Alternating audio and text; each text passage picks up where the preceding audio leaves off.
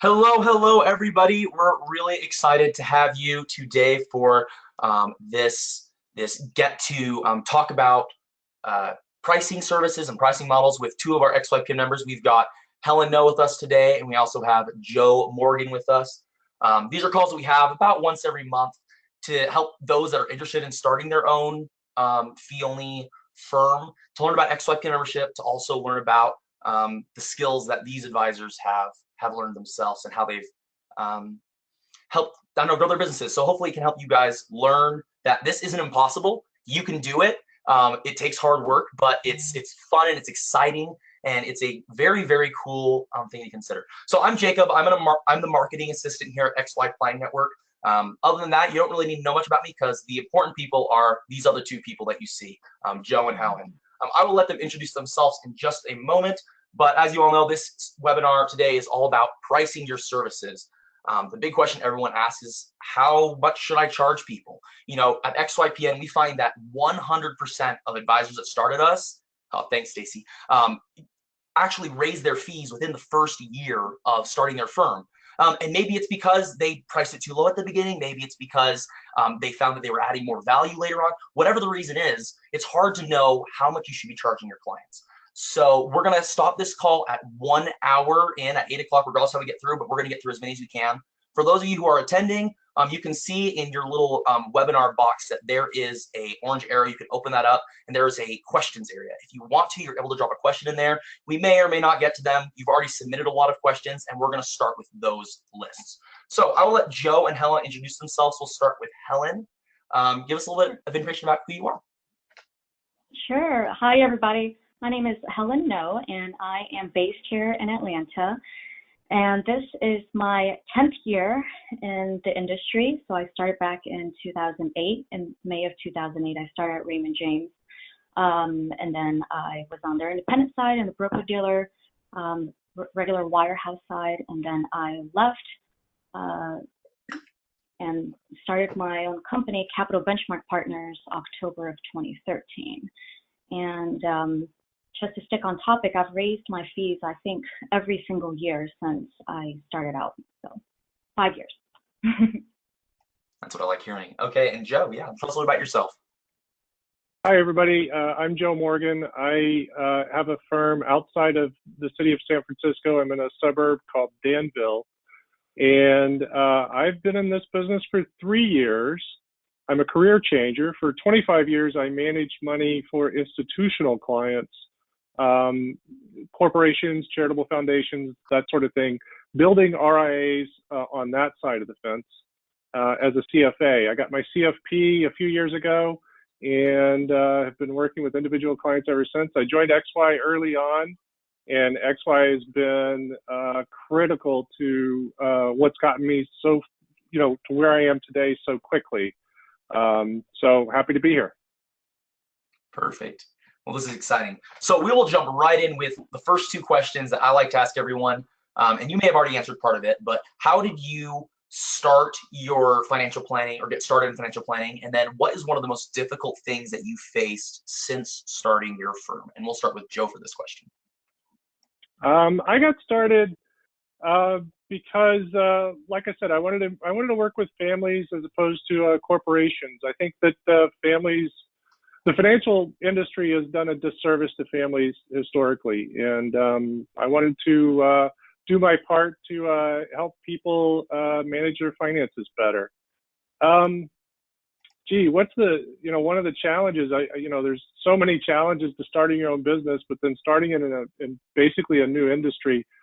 I guess the biggest challenge has been building my own self-confidence. And that kind of feeds into the pricing model discussion we'll talk about.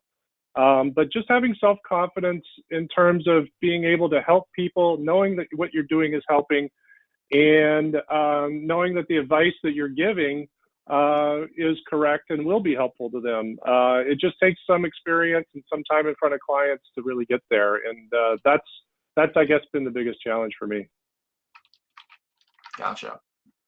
Well, perfect. Okay, so the first question that has been asked is, what are typical fees for subscription to retainer models? Like, what are some of the varieties of fees you guys have seen or that you've charged yourself? Ooh, I remember at my last broker dealer, their average was like around 1.3, and that's what I charge my clients for anybody who is under $1 million. I keep it a very straight, simple fee structure now. Before I had 4 different tiers for 4 different types of clients. Now just keep it very clean cut. 0 to $1 million, 1.3. Anything above $1 million, 0.95%.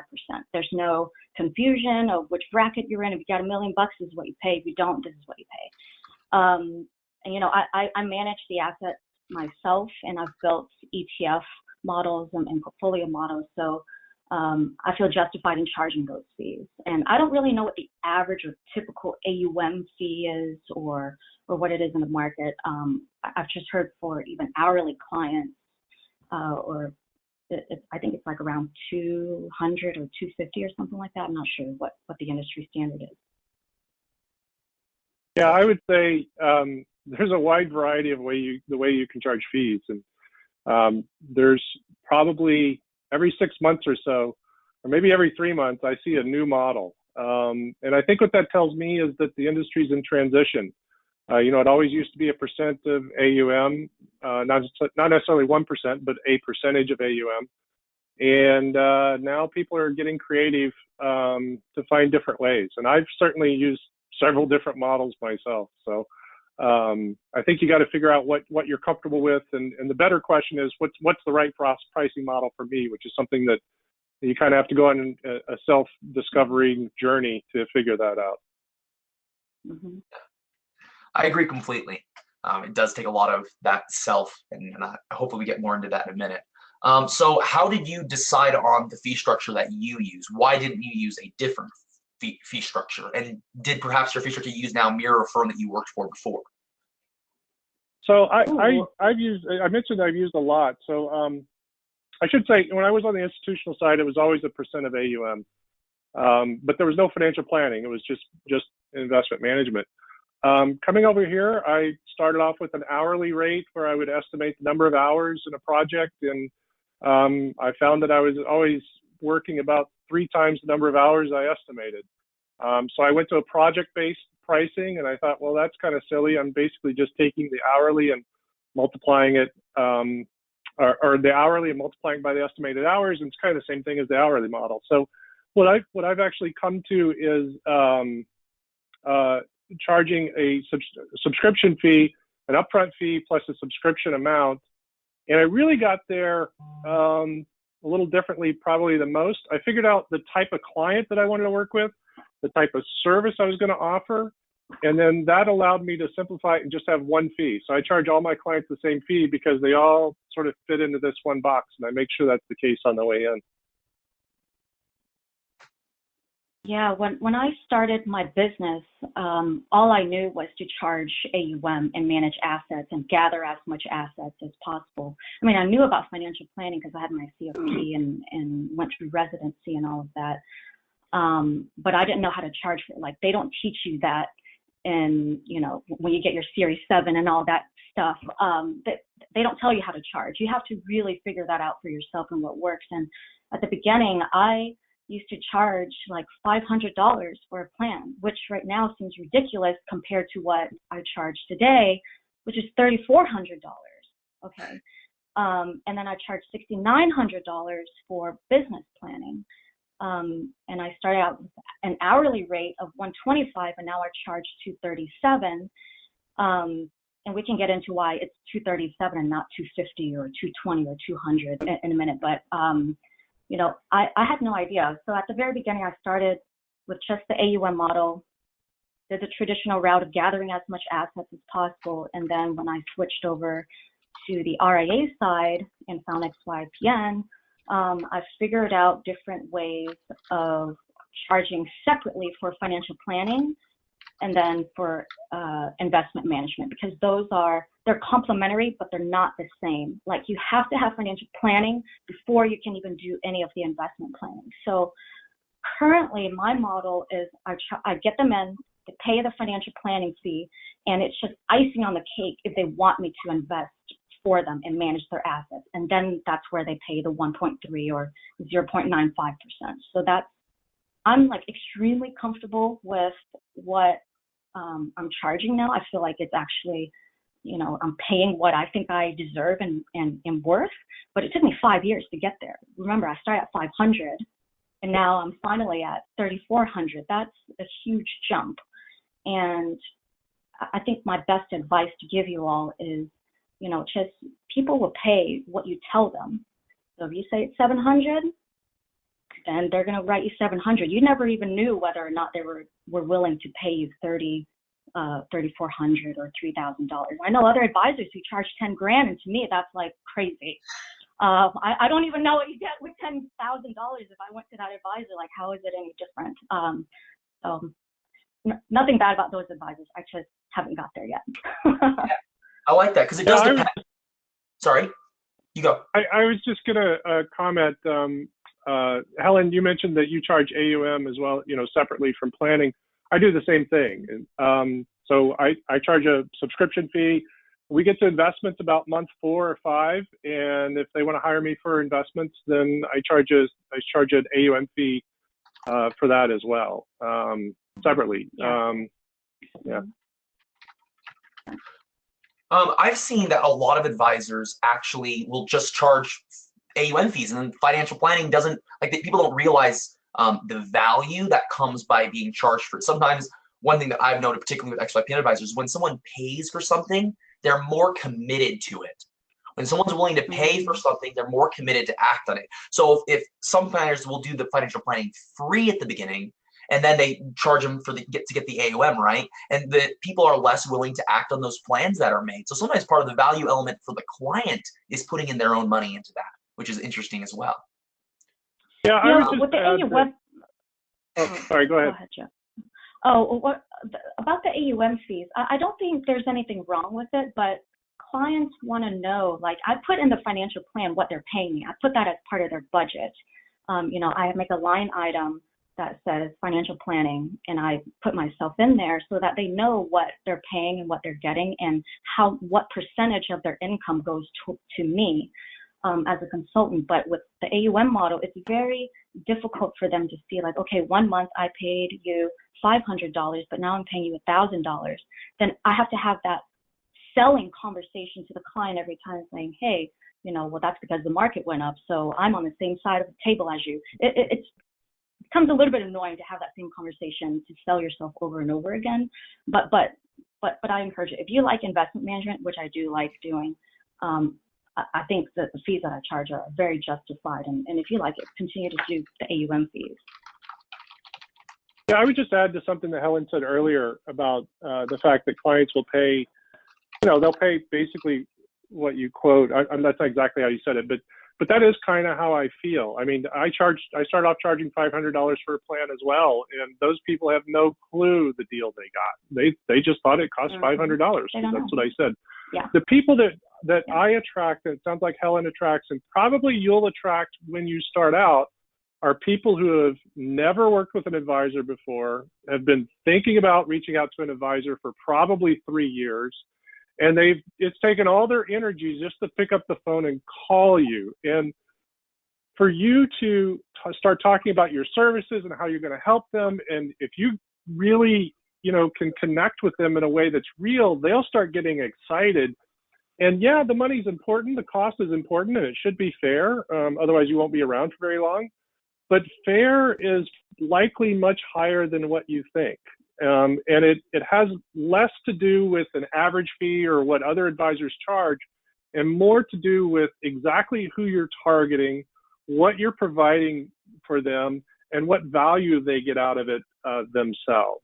That's really, I think, the biggest. This is, I hate to go back to niche because I hate the niche conversation, but this really does feed back into who you're serving and how you're serving them. Yeah, I have clients who make $60,000, $70,000, and they pay the same fee as the clients who are making in the upper 6 figures.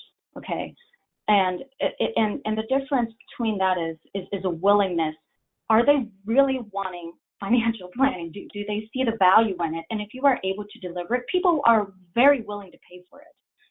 So I think that needs to be over communicated to the client when you're onboarding them. Like, this is exactly what you're getting. These are the meetings that you're going to have. This is what's going to be delivered to you, and it's going to be delivered in this format. I mean, I go through that entire conversation every single time a new prospect comes in, and you should definitely keep a closing rate and just try it out. Like last year, my fees, I think, were $1,700, and then I tested it out. I got a new prospect in. I was like, oh, it's $3,400, and this is how you're gonna pay for it. And they signed on. I was like, you gotta be kidding me, in the back of my head, right? So, so I switched my fee structure. So one person is willing to do it, why wouldn't the next one and the next one? And you really start to see a different type of client coming through the door, and your book of business totally shifts. Yeah, so I'm seeing this connection between the value proposition and the client service calendar and expectation management and what you charge the person, right? If someone understands through that process how you onboard them, what the service calendar looks like, what your value proposition is, and if you explain those things and you manage expectations, like that's what we do, right? We manage expectations as planners. Then they're like, oh, well, whatever number you told me that costs is understandable. And either they'll agree with you or they won't. And one of you said something about how, if they don't want financial planning, if they need a robo-advisor and that's all they really want is someone to manage their assets, that's not you. And it's okay to say no to people, right? It's okay to not bring on every single person you talk to, because sometimes it's not a good fit. If they're not willing to pay you what you're worth, then it's not worth having that hassle. Yeah, that's absolutely right. And I think one thing to remember in starting up a business, there's no set price, no industry set price. What you have to do is try to discover what the right pricing level is for what you're providing and for the target market. And so just realize that this is going to be hit or miss, experimentation. I think what most advisors do, what I did was I underpriced initially on purpose, knowing that I could push it up, and just sort of gauge how I can push it up at what level and where I can get. And I don't think I'm done yet. I think I'll probably raise prices again. I just haven't done it, frankly, for a couple of reasons. One, I'm a little lazy. What I've got right now is really easy and it works. And two, I'm more focused on other parts of the business. I don't want to be paying attention to the feedback I get from a slightly higher pricing model right now. I'll do that maybe next year. I like that. We did have one question come in specifically for Helen that I would like to touch on before we go to the next question. It says, Helen, are you charging that $3,400 planning fee per year or just the first year? And if it's only the first year, what's the second year fee look like for that same client? Yeah. So there's three types of clients actually. But there's two ways of paying, right? Financial planning for me. You either pay me hourly or you pay me that monthly payment plan. The first year, the total that they pay is $3,400, but I collect an engagement fee of $897 at the beginning, and then they pay $208 every single month.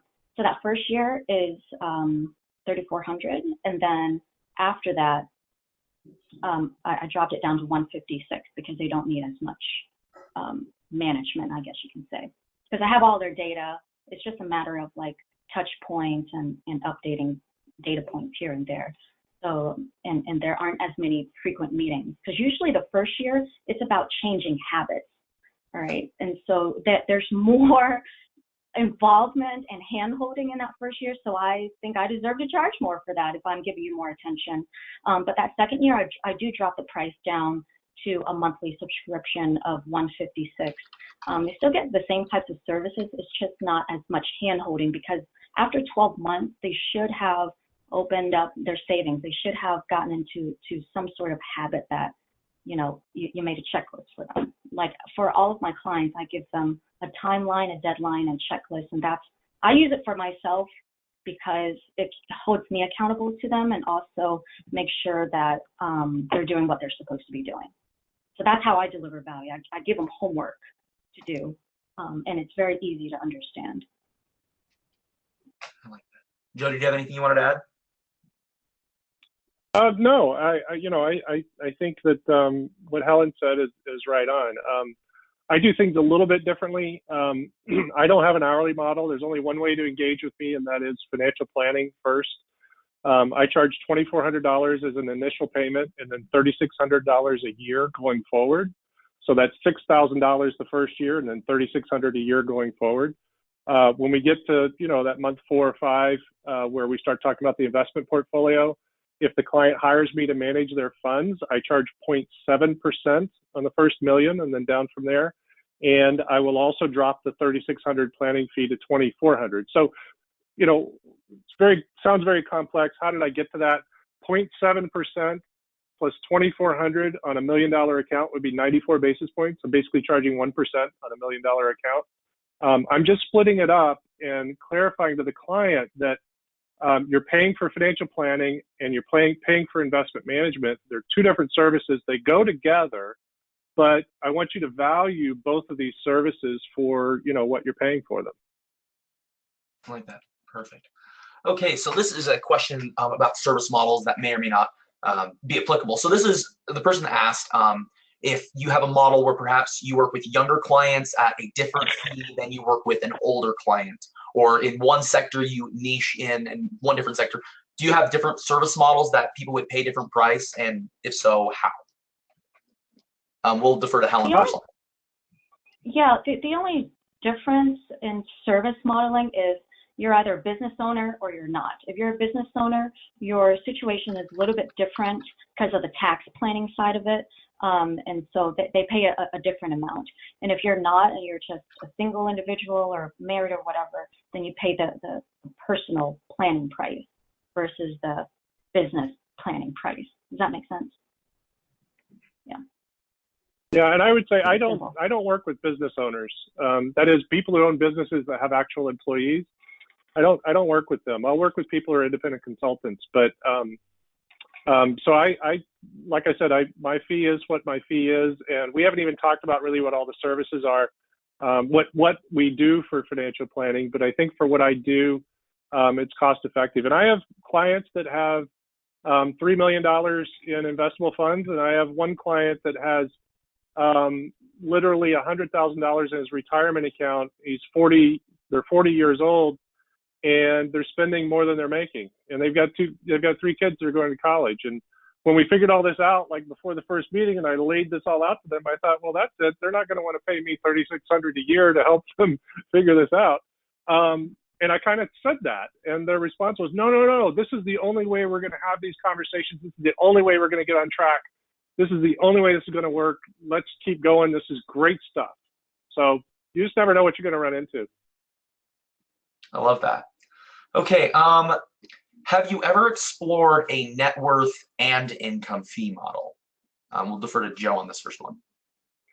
Yeah, I had experience with that many years ago, where I was talking to a larger RIA wealth advisor before I was in the industry, and he was describing his business. And when he got to the net worth, charging based on net worth, he said something that really stuck with me, that really made me not want to do it. Here's what he said, as financial insiders may tell each other in the elevator, at Goldman Sachs, but they typically don't say this to clients. This guy said, I charge a percentage of net worth. That means I get paid based on the value of the couch sitting in my client's living room. That's how I charge. We take all their assets, minus all their liabilities, and all the stuff they have. They pay me a percentage of that. And he was just so proud of that, it just really turned me off to the whole idea. I think people use net worth pricing as a proxy for complexity. And if you think about the way I charge and the way I approach it versus using something as a proxy for complexity. My proxy for complexity is when I'm weeding out prospects on the way in, right? I'm only taking clients that it makes sense for me to give them my service at my fee level, right? So if somebody came to me and they said, I own a business, I have 5 employees, and I've got this, that, and the other thing, no way, I'm not working with you. That's why I said I don't work with business owners. So if you want to work with everybody, you're going to have a way to adjust your pricing by complexity. I've taken the alternative route, which is to clearly define who I want as my client and then price for that client and a flat fee structure that's very simple to explain and simple to understand. That's so interesting. I've never heard of that. Like if I went to an advisor and he charged me based on that, I'm going to go hide all of my fancy stuff so he wouldn't charge me more. Like, that's just ridiculous. Imagine filling out that questionnaire. Yeah. Like that is like having to take inventory. So I mean, to answer the question though, no, I've never thought about doing that. And I agree with Joe. It's just too complex. Like, I want transparency if I'm paying for something. I'll also say that when I went to the subscription model, I started saying, okay, what I'll do is I'll sit with the client, I'll understand their situation, and then I'll go away and think about the complexity, and I'll come back to them with a proposal or with a price. And I did that for one prospect, and I realized we sat down, we had the meeting, they really liked service, and I really liked them. They said, well, how much does it cost? And I gave them my speech. Well, I don't know, I'm going to think about it. And then I left, and they left, and I thought, wow, look at how much momentum in the sales process I just killed. I just killed that sale. No way they're going to sign, no matter what I come back with. I was like, what if I had a number where I could just say, here's the number, here's the contract, you want to sign right now? And what I find is it just has been huge to do that. And I've not had many signed during the meeting, but to hand over the contract and say, here's the price, very clear, that's it, is just, we spend very little time talking about pricing that way. And I don't want to spend that much time talking about pricing. I don't know if that's pricing or more of a sales discussion. That's a sales skill. That's not pricing issue at all. That's a confidence, because I definitely have gone through that emotion of, oh man, I'm like shaking, telling them what the price is, and then they accept it. I'm like, oh my God. And then it just gives you more confidence to go to the next meeting and have the same spiel. Yeah, I guess what I'm saying is I was set up to not even have a price at the end of that meeting. So I wasn't even going to tell them the price. And I quickly realized I can't do that. That doesn't work. And so you gotta have, and that's why I think people go to net worth, because it's pretty easy. I mean, it's easier than just picking a number out of there or these scales with all kinds of inputs. But you gotta have it be pretty easy and understandable for the client. And like we said, at the first part of the call, the client's really looking to you to tell them what's the value and what's it worth and how much does it cost. And if you can really walk them there, then really none of this is that much of an issue, I don't think. Yeah. Perfect. Okay, I'm seeing a lot of good questions coming in chat. We'll get to these in a minute, but there's one more question I want to ask in this similar area. Have you ever had a client or prospect disagree with a financial planning fee that you set forth? And we'll start with Helen on this one. Yes, yes, I have. And I asked them why, and I'll give you a very recent example. One woman, she wanted to have an engagement with me and hire me as a planner. Again, the annual fee is $3,400 for the initial year, but she only wanted to do $2,000. Okay, and so I negotiated. I said, well, I will give you only 6 months, and she agreed. Hey. So she was happy with it. She's like, look, I just need help. Give me a plan, and I said, okay, well, I will provide you with you can pay $2,000, but I'm going to cut the involvement from 12 months to 6 consecutive months. And she agreed. And, I just changed up. I just did my hourly rate and divided it into there, and then she signed on the dotted line. So, there's wiggle room. So technically, if, she just she knew what price she had in mind of what she wanted to pay a consultant. And I was flexible to deliver that to her because I really liked her and wanted to work with her. And, she said that she didn't really think she needed all full 12 months anyway. So, yeah, it's just an example. Yeah, I've had a little pushback on pricing, but as soon as clients started pushing back, I start wondering if it's really the pricing or, if there's just something preventing them from going there. Because remember, I'm talking to people, and I'm assuming most of us starting out are talking to people who've never worked with an advisor before. They have, fairly significant blind spots. Whether or not they have real issues, I don't know, but they have blind spots. And haggling over a couple $100 here or there, in my mind, signifies that they don't understand the value proposition. Either I didn't do a good job explaining it to them, or it doesn't work, or whatever. And I'm okay with that. So I've definitely had some of that. I also have identified clients pretty early on in the sales process who just, weren't going to pay that much. And then I can immediately refer them out to other advisors who work a little differently and charge a little less. And that's obviously through the XY Planning Network. We have a lot of resources for other advisors to help people. So if they're not exactly in my target market, I can always find somebody for them. I like that. That's cool. Okay, so a question, with the subscription models you have, what sort of client calendar do you have for the first 4 to 5 months? And this was asked directly to Joe, but we'll allow you both to answer if you want. Yeah, I'll go. So what I tell people is we're going to go through everything in 6 months. It's going to take about 6 meetings. Some of those can be phone calls, but most of them are in person. We're going to go through the 4 areas, what I see as the 4 areas of your financial life, which is protect what you have, know where it's going, that you're spending, make it grow, that you're investing. And then the 4th area I like to call living out your life with dignity and independence, which is really a long way of saying you're not going to live off your kids in your old age. So we go through all 4 of those areas over the course of 6 months. And then after that, once a quarter, we go through one of those areas, or I do a review.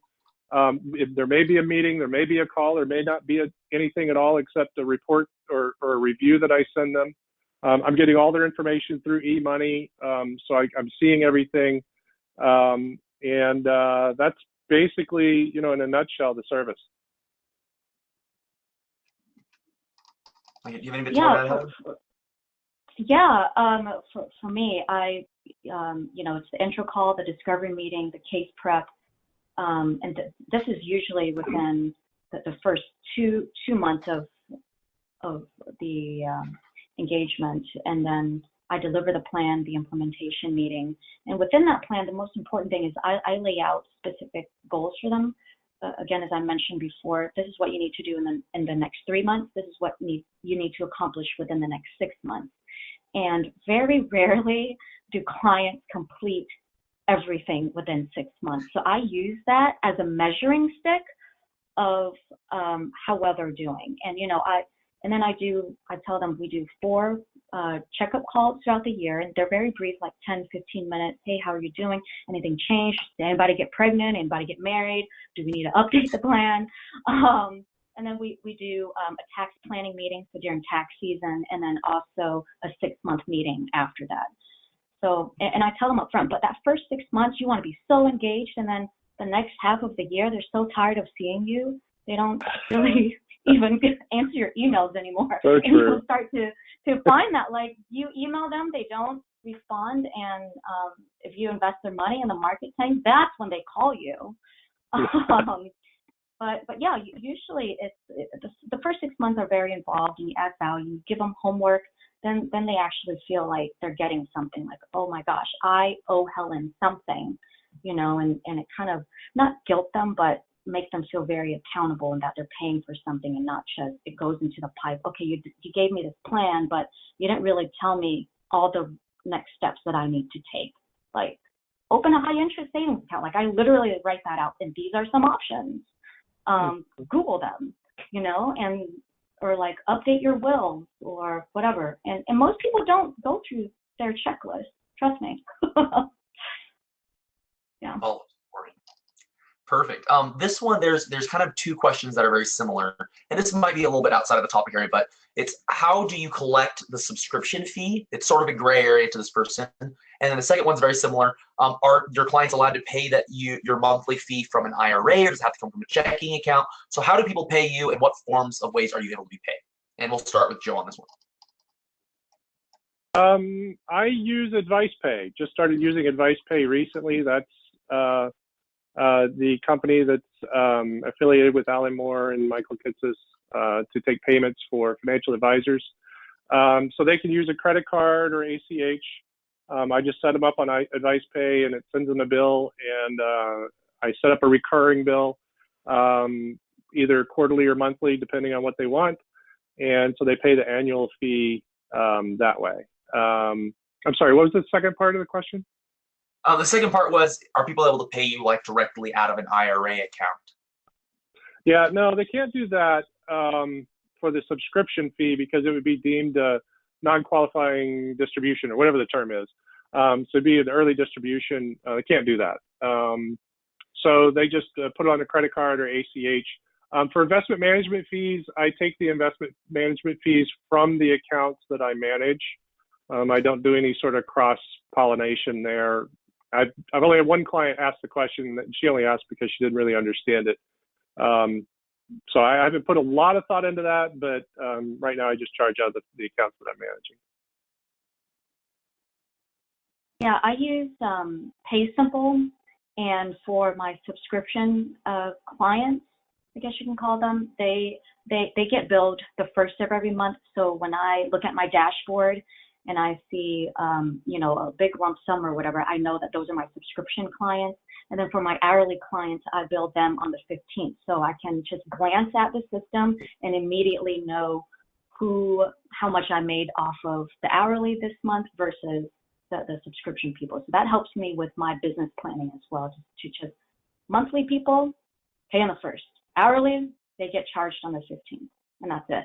And I don't, you know, withdraw money from their IRAs or any retirement accounts that they're paying me a financial planning fee.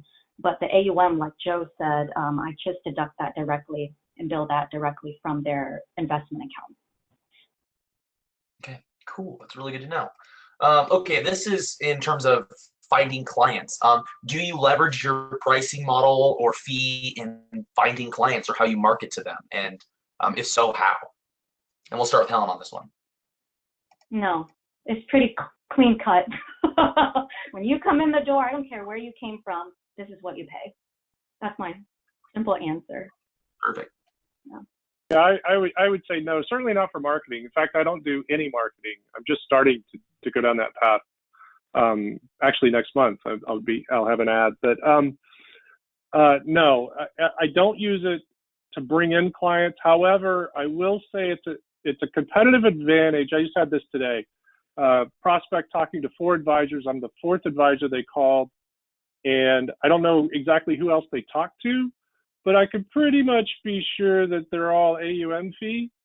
And so when we get to the fee discussion, I can very quickly describe what my fee is and kind of compete against that by saying, look, I have a philosophy that you should pay for what you get and get what you pay for, because that way you're going to value it and you're actually going to use it. So that's why I charge separately for financial planning, because I want you to understand the value you're getting there, and I want you to put in the effort to get the value out of it. And this prospect today actually said, wow, that's really great, because the other advisors we talked to, I kind of got the feeling that, you know, once they take out their 1% from my account and I call them up with a financial planning question, they're going to wonder why they're talking to me, because, you know, they're getting paid for investments, not getting paid for planning. I was like, yep, that's exactly right. So it's a perception, but I don't really use it to sell, but there are opportunities that come up where you can really use it to differentiate yourself.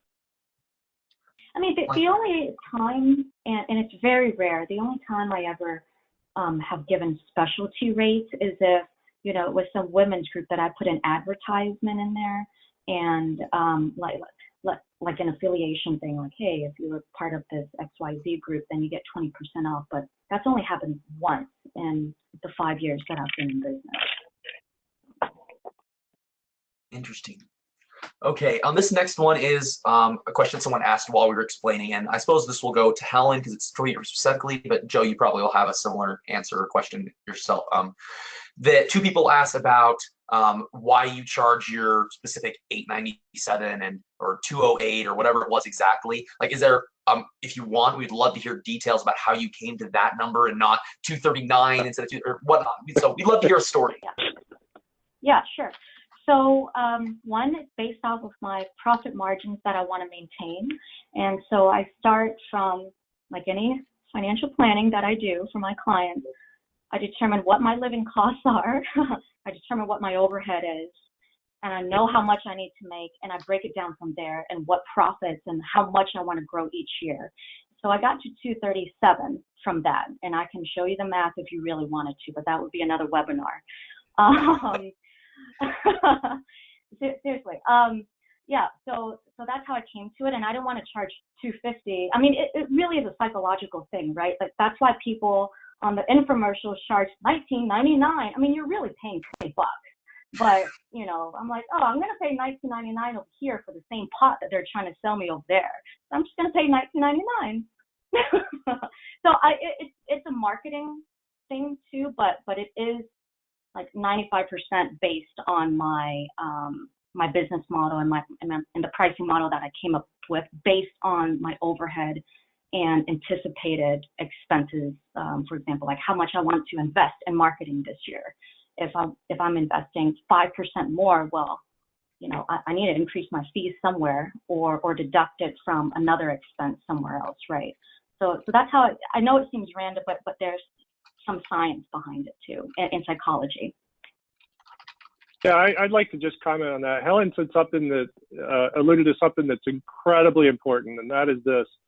You got to get your pricing at a point that works for you in the long run. You gotta do that.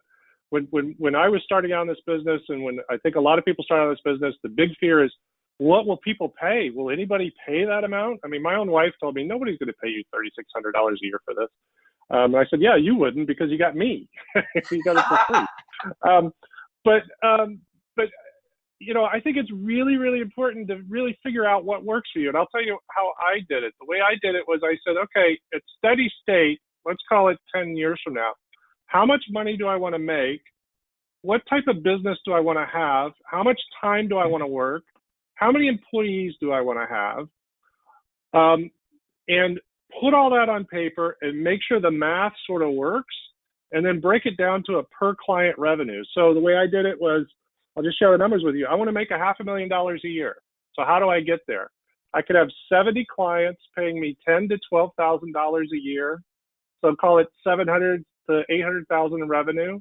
I think I can have 1.5 to 2 FTEs, full-time employees, and my costs total maybe $250, and I take home 500. So can I work with 70 clients with 2 full-time employees? How can I do that? How can I make that work? What type of service can I provide that fits with the target market I'm going after? And so then you get into the nuts and bolts of how do I structure the service? Who do I want to go after, and all of that? But it all has to filter from that top goal, which for me was $500,000 take home. That's where I started. And if you don't really have that, you know, in mind where you're headed, you're going to end up, from what I hear, you're going to end up building a business you hate. And a lot of people do that. Mm-hmm. Yeah. You got to know what your expenses are. You know, if it costs you $20,000 to just keep the lights on, have a computer, pay your XYPN fees, like, you got to go out and figure out a pricing model where you're going to be able to pay all of those things, the baseline, and then you got to figure out food and all this other stuff. So do some personal planning and work backwards from there and figure out, like, oh my God, it cost me $100,000 to live. Well, I got to figure out how to, you know, how many clients do I need to get on at this amount if I charge this amount, and just go from there. So that's, I would start from, you know, personal planning and then your business planning. Yep. Love that. Okay, so is it difficult to have the pricing conversation with a potential client, and how do you make that conversation easier to have, or make it go better or smoothly? Ooh. Whoever wants to go.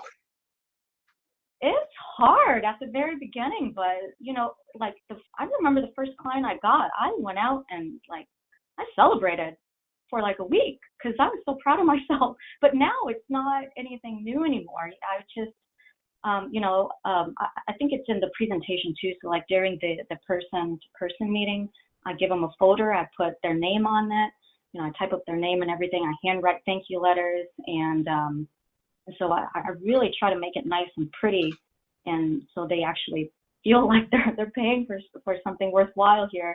But I just show them, I go through all the questions. I ask them, I just go through my process and I say, this is what you're paying. And I ask them, how much accountability do you really need from me? Because if you're just looking for a one-time financial plan and you're able to execute all of those things on your own, then it would be more economical to pay me on an hourly rate versus this. So people don't really know, because you got to keep in mind, and if you, especially at the very beginning of the pipeline, ask them, what is your experience in working with a financial planner?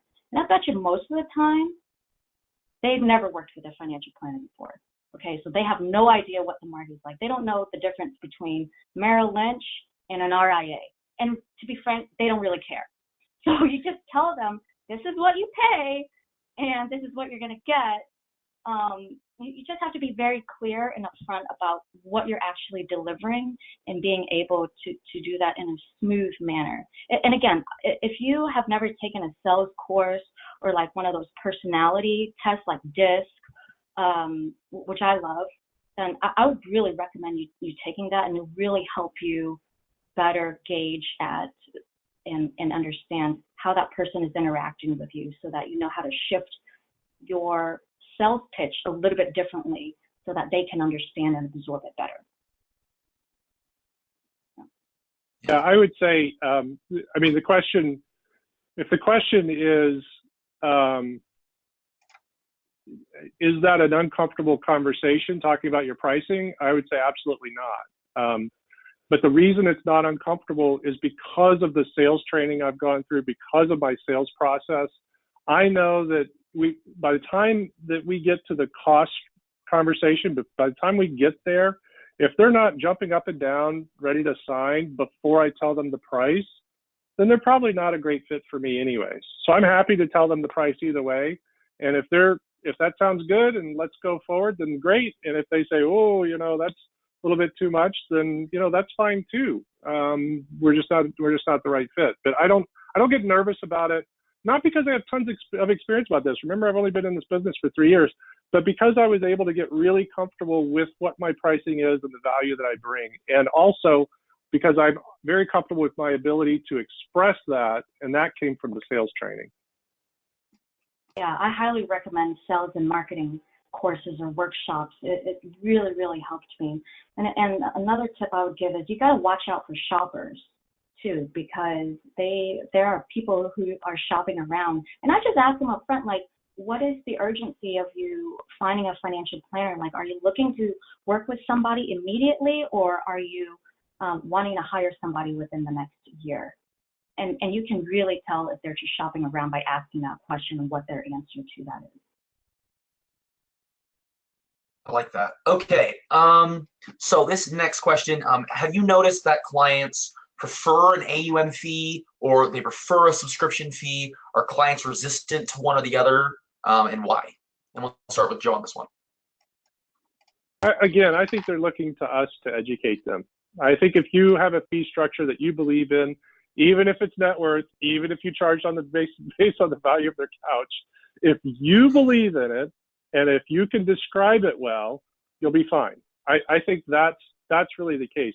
What you can't do is you can't fake it. You can't look at what everybody else is doing and say, okay, that's what they're doing, so that's what I'll do, and then try to defend it by repeating things that other people say. You got to really be personally comfortable with how you charge, and in that case, you'll be all right. Yeah, I would second that. I don't really have any additional comments. No. Perfect. Okay, this one has been asked a couple of times. There are people asking this. So how many clients do you have? If you're comfortable sharing that, or kind of a range. And the reason why they're asking is they want to know, what does turnover look like? Do you have a lot of clients that are leaving at the 1 year mark or 2 year mark, or struggles first couple of months in? And we'll start with Joe on this one if you're comfortable with that. Yeah, so I just started using this pricing model in May of last year. So before that, it was all project-based and hourly, and I didn't have any real, what you would call, ongoing clients. So starting in May of last year, I've got 11 clients, not lost any. Thankfully, you shouldn't lose them in the first 9 months, I wouldn't think. So that's about where I'm at. So I'm getting about one client a month. And I figure once I actually start investing in some marketing and outreach, I'm hoping to get that up to 2 clients a month. And that would be huge because I only need 70 and it won't take me very long to get there at that pace. Yeah, so keep in mind, when I first started out, all I knew was the AUM model. And so most of those clients have stayed on. So the first 1.5 to 2 years of my business, it was mostly AUM clients. So a majority have stayed out. I would say about 90%. The monthly subscription people, I lose about 2 to 3 each year. We're like, hey, I think we're good now. I don't need to pay you anymore. And then I'm like, okay, bye. You know, and you just replenish the pipeline with newer clients at a higher fee, and now you're charging 20% more, working 25% less. Yeah. Like that. Okay, this one's probably a pretty quick one. Have you ever, or do you waive a subscription fee if someone has a certain amount of AUM fee that they pay? No, I think that goes against the philosophy. I mean, the idea that you know, a $900,000 client has to pay you an upfront fee and an AUM fee, and $1 million client only has to pay you an AUM fee. I can't philosophically understand why anybody would do that. It sounds like a land grab by the advisor, and it seems a little distasteful. Gotcha. Okay. This one's asked by someone interested in changing. So they spent 20-ish years being 100% commission. Where do they even start in considering moving to a different fee model like AUM or, you know, a retainer fee? Like, how do they even start that transition?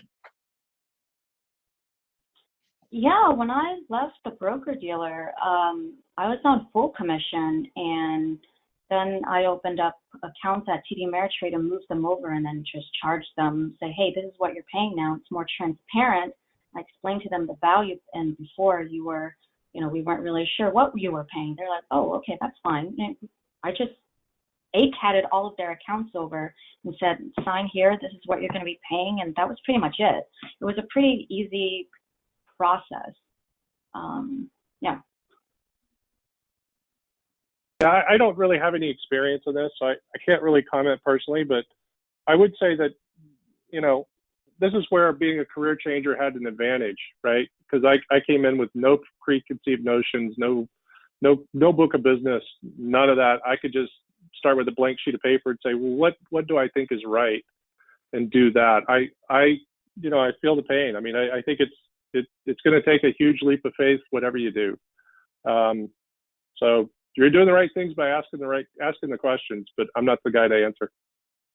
Gotcha. Perfect. Okay. So this one's pretty specific, but besides raising your fees over time, like you talked about raising your fee from $1,700 to $3,400, have you actually raised the fee on an existing client, and how do you have that conversation with the client?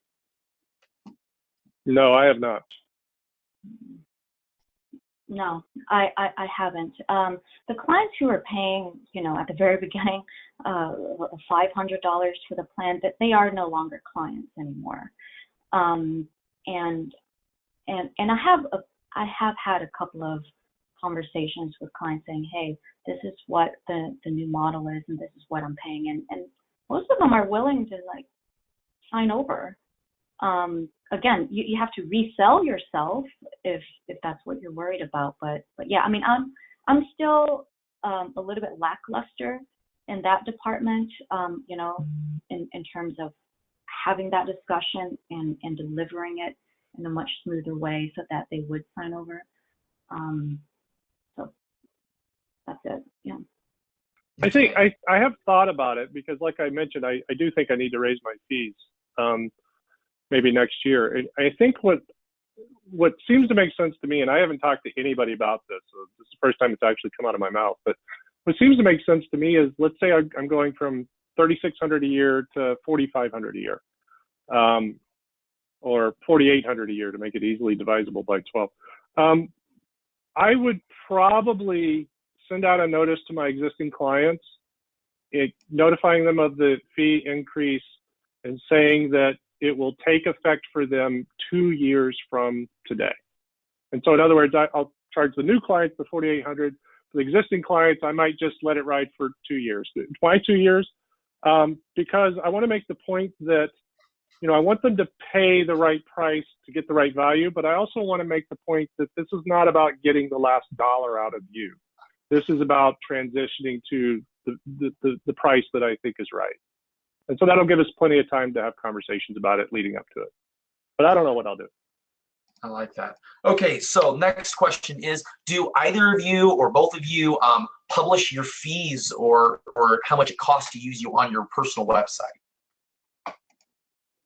Oh, I used to do that, and I thought it was a little bit distracting. And you got to keep in mind, like most people who go on there, if they're prospects and they're looking for somebody, they have no idea how to pay a financial planner. If they see, dang, it's $3,000, no way. But they haven't even had that conversation with you yet about what they're actually getting. So I removed that. I do include the ADV on my business website at the very bottom, and I just use that link and put it in an email after the introductory call and say, read my firm brochure. It's all in here on page 5 or whatever. And yeah, so I removed, you know, that fee and pricing model on there because you got to keep in mind the majority of people who are outside of the business have no idea how we make money. And I want to be the one delivering that message to you of what you're actually getting before you make preconceived notions about what you should be paying. Yeah, I don't have it on my website, and my website is going to be completely revamped, hopefully in the next few months. And I had thought about including that, but for exactly what Helen said, you know, how many people am I never going to talk to because I have my fee on my website? I'd rather have the conversation with them, I think. I like that. Okay, this one's perhaps a little bit more complicated. With pricing, we've talked a little about AUM, we've talked about hourly, we've talked a little about the financial planning fee. What price implications can be made, or have either of you considered financial planning fee versus a financial coaching or service fee for that? Will you price them different, or do you bundle coaching and that behavioral aspect in with the financial planning? We'll start my with question Helen. My question back to the individual is like, I feel like there's just semantics in there. You know, what are you considering coaching versus planning? Because to me giving you a checklist of what to do is like, in a way, coaching, because I'm hand-holding you through this emotional shift in your life of changing your habits. To me, that's almost like coaching. So I'm not too sure what the difference is in the line of services of coaching and planning, and what the difference is in deliverables. So I can't really answer that question. Yeah, I kind of agree with Helen. What I do for clients, I'm basically their family's CFO and financial researcher. I'll do anything financial for you. So if that includes coaching, great. But I don't call it coaching. I don't think people go out to look for a financial coach. They go out to look for a financial planner. So to me, it's just sort of semantics. It's all the same, I think. Yeah, I think that to me is more like a marketing term. And if you disagree with me, please educate me, because I don't really know what the difference is in those two roles, to be honest with you. Gotcha. Okay, well, we are getting to the end of the time. Like I said, I'd end this on the hour, but it's been awesome to have both of you. It's been fantastic, Helen and Joe. It's been really insightful. Even for me, I'm like learning a lot. I'm like, oh my gosh, this is awesome. But it's been fantastic to have you all here. Thank you so much to the attendees for coming. Thanks, Joe and Helen, for being here. I just want to note that we are going to be having another prospective call next month on March 7th about startup costs, on the cost to start a firm, because people ask that all the time. It's one of those common questions we get at XYPN is, how much do I need to have? What's it going to cost me to start my firm? The answer's tricky. There's a lot of variables, but we're going to have 2 guests on that will discuss what changes they would have made in hindsight to their first year spending, what their best investments were in terms of time and their tips for what they spent their money on, what's important to spend money on in your first year. There will be a link on the events page, the same page that you found this webinar. It's live right now. You can register for it right now if you want. And I'd love to prod you all to check out the member benefits directory that's on the page as well. It's a 70-page PDF just outlining some of the companies that we work with, partnerships we have, software that's available at discounts, or even some of like base set that's free, the technological stack that we have, and that can help you understand part of that cost. Or definitely also you can, if you're ready to move forward, message Stacy. Her link, there's a contact page on the website. You can call, set up a time to talk with Stacy about starting and joining the network, getting your firm rolling. So watch our events page, upcoming events that are going to be coming on. And hey, when you do join the network, make sure you mention Helen and Joe. We want to make sure that these webinars are useful and helpful. And so we want to let them know and say, hey, so feel free to put Helen and Joe down when you are filling out the application. So we can just know, hey, this was a useful call and help people get ready and excited to act. So thanks everyone for coming. It's been fantastic to have you. Thank you. Bye. Good night. Yep.